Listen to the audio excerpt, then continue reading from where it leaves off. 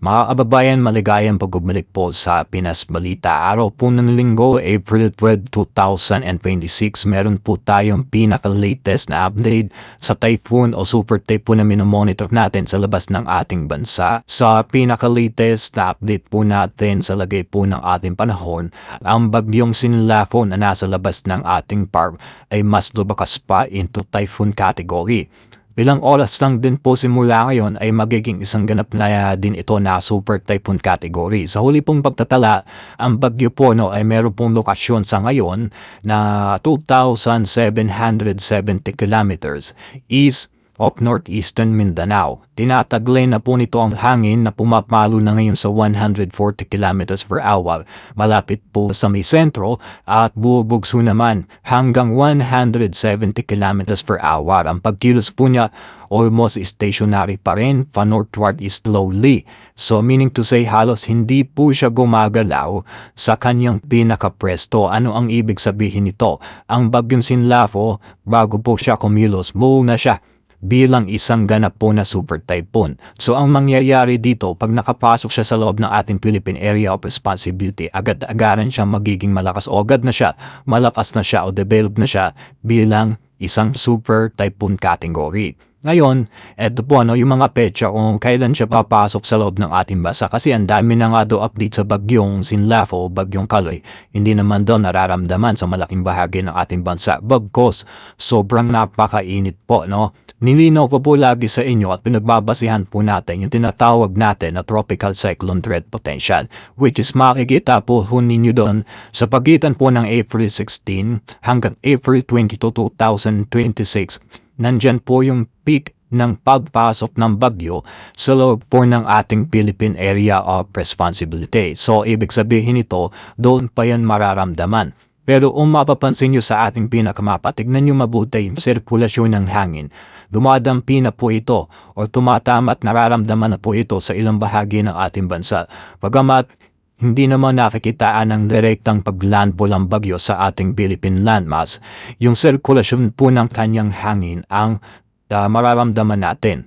So, sirkulasyon ng hangin, trap extension po ng bagyo, pinakabundot ng bagyo, ang magpapula sa ilang bahagi po ng Eastern Visayas, Eastern na Mindanao, at ilang bahagi po ng North Luzon. Aalamin po natin lahat ng mga lugar. So, tapusin niyo yung video, malaking bagay po, at tulong din po ito sa bawat isa. Ito pong bagyo na nasa labas ng ating masa, meron ho itong dalawang senaryo.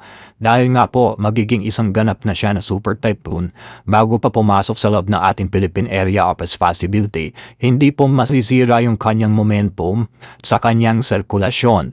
So unang senaryo yon na hindi talaga siya nakikitang maglalandfall sa ating Philippine landmass.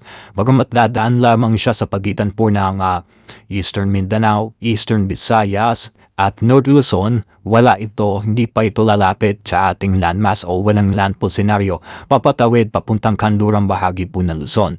Yung pangalawang scenario, dahil meron pa yung high pressure area o tinatawag din na ridge of high pressure area, pwedeng maitulak ito kahit mapaano o mahagya pababa po, dito sa ating parte ng North Luzon. Yun yung ating tinitignan. Pero ngayon, sa lawak po at lakas ng bagyong Sinlafo o banta ng bagyong Kaloy, pangatlong bagyo sa ating bansa, hindi ito nakikitaan na kayang itulak ng ridge of high pressure area pababa. Bagkos, makocombine or sasakupin lamang sa sirkulasyon ng hangin ito nga pong ridge of high pressure area.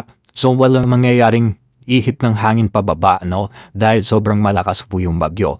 Ito pong banta ng super typhoon po na ito ay nasa category 5. So, ibig sabihin hanggang signal number 5 yung mga lugar na makakagip po ng kanyang sirkulasyon ng hangin. Pero ipapaalala ko lamang sa inyo, yung pinaka-peak o pinakalakas ng bagyo nandun po sa pinakamata or pinaka-sentro, yung pinakabilog po ng bagyo.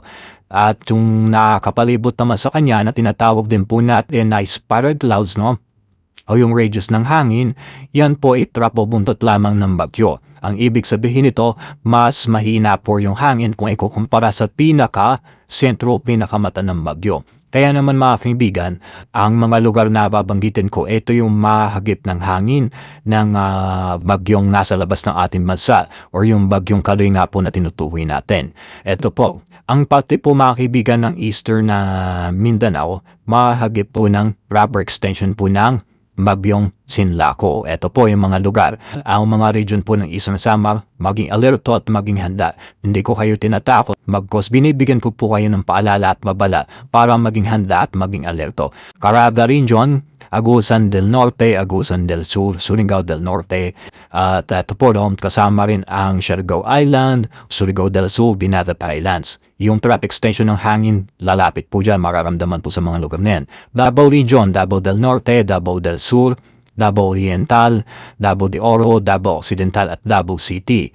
Yan po yung mga lugar na mag-ingat sa banta ng mga pag-uulan kapag ka nakapasok na ang bagyo sa pagitan ng April 16 hanggang sa 22. So dito naman tayo, pataas tayo kasi pataas po ang nakikitang direksyon ng bagyo. Sa Eastern Visayas, pinakahanda din ang Biliran, Eastern Samar, Leyte, kasama po ang Northern Samar, Southern Leyte. Yang mga lugar ho na yan, hindi naman direktang tatamaan ng sentrum ng mata ng bagyo, pero yung hangin po, may epekto yon. Yung hangin, maraming ulan. Yung pinakamata, mas malakas o puro hangin yung ibinibigay na epekto. Pati po ng North Luzon dahil papataas po itong bagyo, maging handa at maging alerto din po mga kaibigan.